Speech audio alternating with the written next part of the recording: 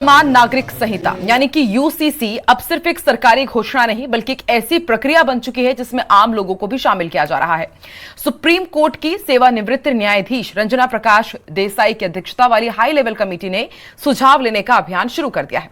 सवाल ऑनलाइन भी पूछे जा रहे हैं और जनता के बीच जाकर भी इस कानून को लेकर के राय ली जाएगी ताकि कानून बनने से पहले हर पक्ष की आवाज सुनी जा सके। तो कौन से प्रश्न पूछे जाएंगे, पूरा प्रारूप क्या होगा, इस रिपोर्ट में समझते हैं।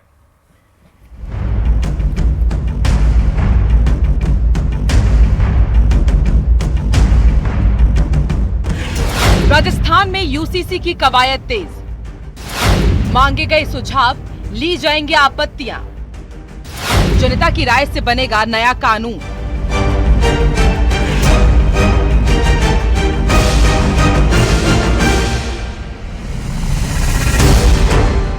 राजस्थान में समान नागरिक संहिता लागू करने की प्रक्रिया ने रफ्तार पकड़ ली है।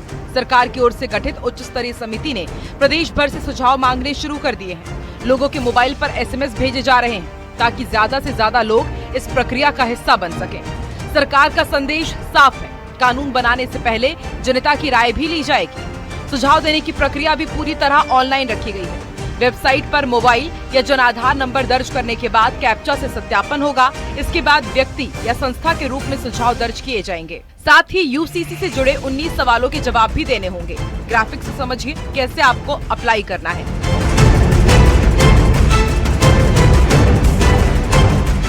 25 जुलाई तक सुझाव भेज सकेंगे।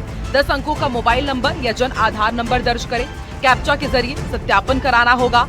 व्यक्ति, संस्था या संगठन के रूप में सुझाव देने होंगे। यूसीसी से जुड़े 19 सवालों के जवाब देने होंगे। अधिकांश सवालों के जवाब हाँ या ना में देना होगा। एक सवाल बहुविकल्पीय भी होगा। इन 19 सवालों में लोगों की राय यूसीसी के अहम पहलुओं पर मांगी जा रही है।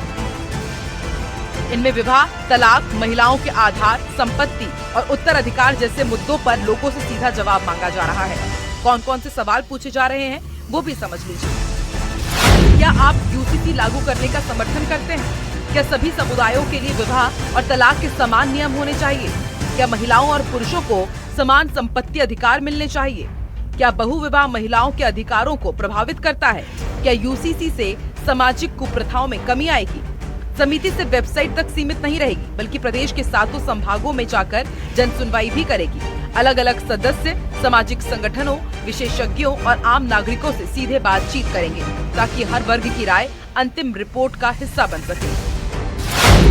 अजमेर 6 से 7 जुलाई, कोटा 7 और 8 जुलाई, भरतपुर 9 से 10 जुलाई, जयपुर 10-11 जुलाई, उदयपुर 13 और 14 जुलाई, बीकानेर में भी जन सुनवाई।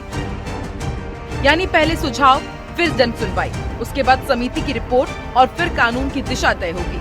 सरकार की कोशिश ये है कि समान नागरिक संहिता का मसौदा व्यापक सहमति के साथ तैयार किया जाए। राजनीतिक और कानूनी दोनों लिहाज से अहम माने जा रहे इस मुद्दे पर अब सबकी निगाह समिति की रिपोर्ट पर है। माना जा रहा है कि रिपोर्ट मिलने के बाद आगामी विधानसभा सत्र में यूसीसी विधेयक पेश किया जा सकता है। असल में सरकार कोई भी कोताही इस बिल को लेकर नहीं बरतना चाहती है, क्योंकि जब ये बिल सदन में आएगा तो आम जन के लिए भी प्रचारित करने का मुद्दा सदन के अंदर आता है।